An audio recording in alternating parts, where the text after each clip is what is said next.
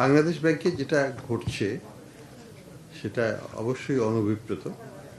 আমরা কেউই এটা চাই না, এবং এটা রহস্যজনকভাবে এটা ঠিক ইলেকশনের পরবর্তীকালেই এটা ঘনীভূত হলো, এবং কোনো একটা বিশেষ মহল কিছু স্বল্প সংখ্যক কর্মকর্তাকে ব্যবহার করে একটা আমি মনে করি যে আমাদের যে আর্থিক খাতের যে শৃঙ্খলা, আমাদের যে অর্জন, সেটাকে পিছিয়ে দেওয়া পিছনে একটা ষড়যন্ত্র হিসেবে এটাকে কাজ করছে তারা।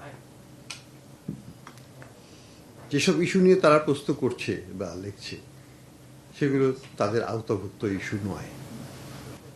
5 ব্যাংকের মার্জার এটা কোনো স্টাফ অ্যাসোসিয়েশনের ইস্যু নয়, এটা হচ্ছে সরকারের পলিসিগত বিষয়। এটা হচ্ছে পলিটিক্যাল ইকোনমি ইস্যু। ৭৬ লক্ষ ডিপোজিটরের স্বার্থ রক্ষা, তাদেরকে উদ্ধার করার জন্যই এই প্রক্রিয়া। গত 2 বছর ধরে তারা টাকা পাচ্ছিল না। বিকাশ পেমেন্টে 10,000 টাকার বেশি অফার, শপিং চলছে তো। তারা টাকা পাওয়ার কোনো সম্ভাবনাই ছিল না। এখানে সরকার থেকে 20,000 কোটি টাকা দেওয়া হয়েছে, বাংলাদেশ ব্যাংকের ফান্ড থেকে, যেটাকে আমরা বলি ডিপোজিট ইন্স্যুরেন্স ফান্ড, সেখান থেকে 12,000 কোটি টাকা দেওয়া হয়েছে। 32,000 কোটি টাকা দিয়ে আমরা আস্তে আস্তে তাদেরকে টাকা শোধ করছি। একবারে সম্ভব নয় তাদের টাকা শোধ করার ব্যাপারে। এটাকে ইনভেস্টিগেশন করে বলা হচ্ছে যে কিছু ব্যাংক, যেমন এক্সিম ব্যাংক বা SIBL, এটা নাকি ভালো ছিল। এক্সিম ব্যাংকের কথাই যদি ধরি, 9,500 কোটি টাকা আমরা তাদেরকে লিকুইডিটি সাপোর্ট দিয়েছিলাম, যেটা নতুন বোর্ড যেটা করা হয়েছিল, তারা এটাকে রক্ষা করতে পারে নাই, কিছুই করতে পারে না। 9,500 কোটি টাকা গায়েব হয়ে গেল। গায়েব মানে কি? এটাতে ডিপোজিটর কিছু দেওয়া হয়েছে, বড় বড় ডিপোজিটরকে তারা দিয়ে দিয়েছে, এবং এটার সৎ ব্যবহার কতখানি হয়েছে সেটা বলা মুশকিল। পরবর্তীতে এক্সপোর্টারদের জন্য আর এক্সিম ব্যাংকের জন্য আমরা আরও প্রথমে 1,000 কোটি টাকা দিলাম গত বছর, তারপরে 876 কোটি টাকা মনে হয় দেওয়া হলো এক্সপোর্টারদের জন্য। এগেইন এটা এই টেক ওভারের ঠিক একটু আগে, আর টেক ওভার করার পরে গত 2 সপ্তাহ আগে আমরা আরও 1,000 কোটি টাকা দিলাম। তার মানে কত? 9.5 প্লাস আরও 3,000 কোটির মতো, 12,500 কোটি টাকার মতো। এই টাকাগুলো দিয়ে আমরা কি অর্জন করেছি? আমরা একটা স্থিতিশীলতা অর্জন করেছি। আমরা মানুষকে তাদের টাকা ফেরত দেওয়ার জন্য ব্যবস্থা করছি। এই ক্ষেত্রে যদি হস্তক্ষেপ করা না হতো, কি হতো তাহলে? এই প্রতিষ্ঠানগুলো, এই ব্যক্তিগুলোর কি হতো? এটা কি আমরা ভেবে দেখেছি? এই 76 লক্ষ পরিবার 4 দিয়ে 5 দিয়ে যদি মাল্টিপ্লাই করি, 3.5 কোটি লোকের আমানত কে ফেরত দিবে? আমরা তো আস্তে আস্তে দিচ্ছি, চেষ্টা করছি।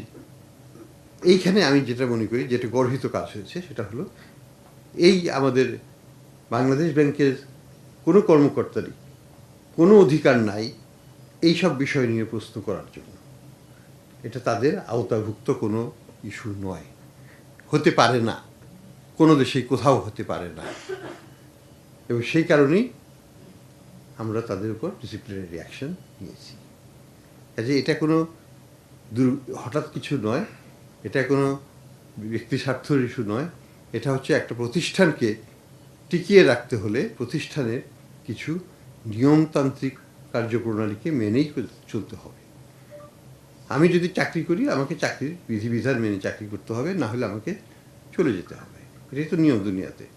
আমি চাকরি করব, কিন্তু চাকরির বিধিবিধান মানব না, প্রতিষ্ঠানের মানমর্যাদা রাখবো না, প্রতিষ্ঠানকে ধুলায় ভাসিয়ে দিব, কিন্তু আমি চাকরি করব অন্য কোনো গোষ্ঠীর ইঙ্গিতে আমি পরিচালিত হব, সেটা গ্রহণযোগ্য নয়। সেই কারণেই তাকে সাসপেন্ড করা হয়েছে। এখন বলতে পারেন সাসপেনশনের পরে কেন ট্রান্সফার করা হলো? Legitimate question. না, সরি, সাসপেন্ড করা হয়নি, তাদেরকে শোকজ করা হয়েছে, এবং শোকজের পরবর্তীতে কিন্তু তারা যেটা করলো, তারা আরও বেশি করে ফেসবুক এবং অন্যান্য মাধ্যমে অপপ্রচার করবো আমি শুরু করব, এবং এটা একটু কমানোর জন্যই আমরা তাদেরকে ঢাকা থেকে বাইরে করে দেওয়ার ব্যবস্থা করছি, যে আপাতত বাইরে যাক, জিনিসটা একটু প্রশমিত হোক, এবং তারা তাদের শোকজের জবাবটা দিক, তার ভিত্তিতে পরবর্তী কার্যপ্রণালী ঠিক করা হবে তাদের ভবিষ্যৎ নিয়ে। তো এই জিনিসগুলো এই অবস্থাতেই আছে। এর বাইরে আমার তেমন কিছু বলার নেই। আমি মনে করি বাংলাদেশ ব্যাংকে যেই থাকুক না কেন, গভর্নর হিসাবে বা পরিচালক হিসাবেই, তাদেরকে সবসময় স্টাফ ডিসিপ্লিনের উপর নজর দিতেই হবে। স্টাফ ডিসিপ্লিন যদি না থাকে একটা প্রতিষ্ঠান চলতে পারে না। আমরা একটা নিয়ন্ত্রক ব্যবস্থা, আমরা যদি ভেঙে পড়ি, আমরা যদি নিজেদের মধ্যে মানে এই ধরনের ইস্যু যেটা তাদের আওতাভুক্ত ইস্যু, যেটা সরকার থেকে সিদ্ধান্ত নেওয়া হয়েছে, সরকার থেকে টাকা দেওয়া হয়েছে, সেই ইস্যুকে তারা কেন কেন্দ্র করবে যে আমরা এককভাবে গভর্নর এটাকে ভেঙে দিয়েছেন, এককভাবে গভর্নর এই ব্যাংকগুলোকে ধ্বংস করে দিয়েছে। What did I do? আমি তো ব্যাংককে উদ্ধার করছি, এখনও চেষ্টা করে যাচ্ছি এই ব্যাংকগুলোকে ইনশাল্লাহ আমরা শক্তিশালী একটা অবস্থানে নিয়ে যাব। কিন্তু এই কুচক্রী মহল এরা চাচ্ছে এটা ব্যর্থ হোক, এরা চাচ্ছে এটা ব্যর্থ হয়ে গেলে আবার পূর্বের মালিকদের কাছে এই ব্যাংকগুলোকে ফেরত দিতে পারবে এবং তারা লুট করবে এবং সরকারের টাকাটাও তারা সুন্দরভাবে তারা পকেটে পেয়ে যাবে। অর্থাৎ একটা ব্যাংকে একটু ভালো অবস্থায় নিয়ে আসা হয়েছে, সরকার থেকে তো 32,000 কোটি টাকা দেওয়া হয়েছে, এই টাকাটাও তারা বেনিফিটটা পাবে এখন যদি ব্যাংকটা তারা পায়। এটা তো আমাদের কাম্য নয়, এটা তো জনগণের টাকা, এটা জনগণকে উদ্ধার করার জন্য দেওয়া হয়েছে এবং জনগণকে উদ্ধার করার কাজেই এটাকে ব্যবহার করা হবে। এখানে অন্য কোনো আমি বলবো কোনো প্রকারের দুরভিসন্ধিমূলক কার্যক্রম যদি আমাদের স্টাফ থেকে করা হয় সেটাকে আমরা তো সহ্য করতে হবে, আমি গ্রহণ করতে পারি না। ধন্যবাদ স্যার। আমি মেহেদি হাসান স্যার, আমি ডেইলি স্টারে আছি স্যার। আমার একটা বিষয়, একটা প্রশ্ন, সেটা হচ্ছে স্যার, এটা তো আমরা বলতে পারি বাংলাদেশ ব্যাংকের একটা ইন্টারনাল দ্বন্দ্ব, সেটা এরকম দ্বন্দ্বের আগে কখনো দেখি নাই, মানে হয়েছে কিনা আমার জানা নাই স্যার। এটাকে নেতৃত্বের দুর্বলতা বলবেন কিনা, অথবা স্যার আজকে আমরা যেটা দেখলাম অনেক কর্মকর্তা জয়েন করেছে আজকে, তারা যে প্রোটেস্ট করেছে, এটাকে আপনি কিভাবে দেখেন স্যার?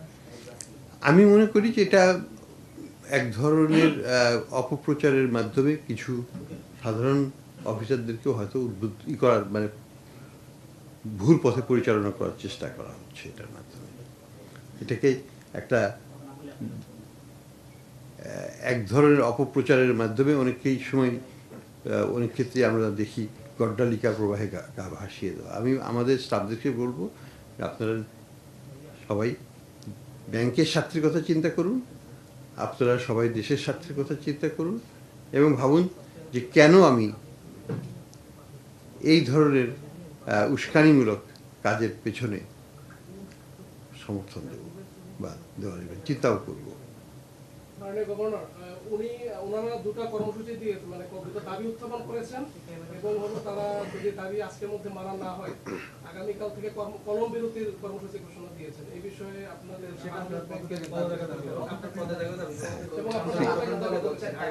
পদত্যাগ কোনো ইস্যু না। আমি এখানে আসছি সেবা দিতে, আমার যেতে 2 সেকেন্ড লাগবে না পদত্যাগ করতে, সেটা কোনো বিষয় নয়। That's the last of the things. চাকরির জন্য আমি আসিনি, আমি এখানে এসেছি টু সার্ভ দ্য নেশন। কাজে পদত্যাগের কথা বলবেন না, সেটা কোনো ইস্যু নয়। ইস্যুটা হচ্ছে যে তাদের যে দাবির মানার ব্যাপারে, এটা আমরা আমাদের প্রশাসনিক প্রক্রিয়ার মাধ্যমে আমরা যাব, যেটা প্রশাসনিকভাবে যেটা করা উচিত হবে সেটাই আমরা করব। এর বাইরে কিছু না, সেটা আমি তো আমরা প্রশাসনিকভাবে আমরা আগাবো, আমরা এর বাইরে কিছু বলার নাই এই মুহূর্তে। তাহলে যারা কর্মসূচি পালন করছে আন্দোলনের মতো কর্মসূচি, তাদের বিরুদ্ধে ব্যবস্থা নেওয়া হবে কিনা?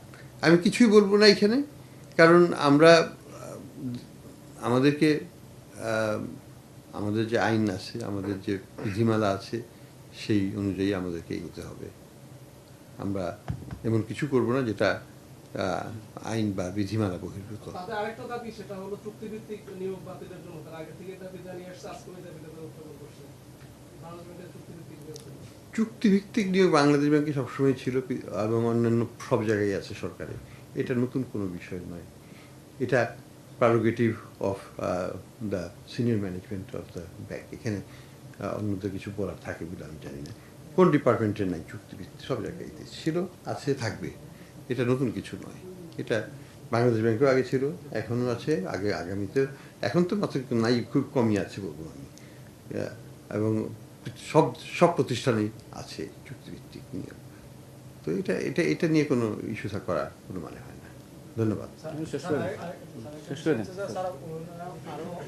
পার্সোনালি স্যার অনেকগুলো বিষয়ে অভিযোগ তুলেছেন স্যার, যে আপনার গাড়ি এবং সিএসআর নিয়ে বা মেডিকেল অনেক সিএসআর নিয়ে আমি বলবো, আমাদের বাংলাদেশ ব্যাংকের সিএসআর এখন প্রায় 500 কোটি টাকার মতো আছে। আমরা সিএসআর ডিস্ট্রিবিউটই করতে পারতেছি না। আমি সেদিনকে বললাম যে আমরা কি সিএসআর টাকা ধরে রাখার জন্য আছি না ডিস্ট্রিবিউট করার জন্য আছি? আমরা ডিস্ট্রিবিউট করছি।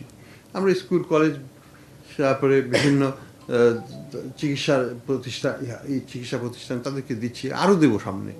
এটা নিয়ে তো প্রশ্ন করার কিছু নেই। এখানে তো আমি এই মিটিংয়ে তো আমি বসিও না, এই মিটিং তো চেয়ার করে অন্য কর্তৃপক্ষ। এখানে আমার কোনো সংশ্লিষ্টতাও নাই। তো এখানে যারা অ্যাপ্লাই করে তাদের অ্যাপ্লিকেশনটাকে বিবেচনা করে সিএসআর দেওয়া হয়। এবং আমি যেটা মনে করি সিএসআরের কার্যক্রম আর একটু বাড়ানো দরকার, কারণ আমাদের হাতে অনেক টাকা আছে এবং সেগুলোকে আমাদেরকে দ্রুত বিতরণ করতে হবে। বাংলাদেশ ব্যাংক একটা জিনিস মনে রাখবে, বাংলাদেশ ব্যাংক একটা শক্তিশালী প্রতিষ্ঠান। আমরা গত বছর 24,000 কোটি টাকা লাভ করেছি। বাংলাদেশের সারা ব্যাংকিং খাত যোগ করলেও 24,000 কোটি টাকা হবে না। সেটা হয়েছে প্রথমবারের মতো।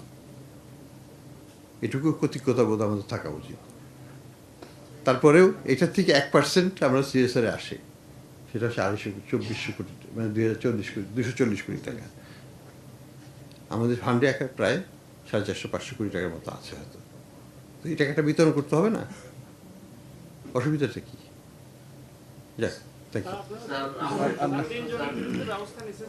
হ্যাঁ, আপনি তো 3 জনের বিরুদ্ধে এর আগে ব্যবস্থা নিয়েছেন স্যার, আজকে স্যার আরো বেশ কয়েকজন যুক্ত হয়েছে স্যার, তাদের আমরা অবস্থা বুঝে ব্যবস্থা নেব।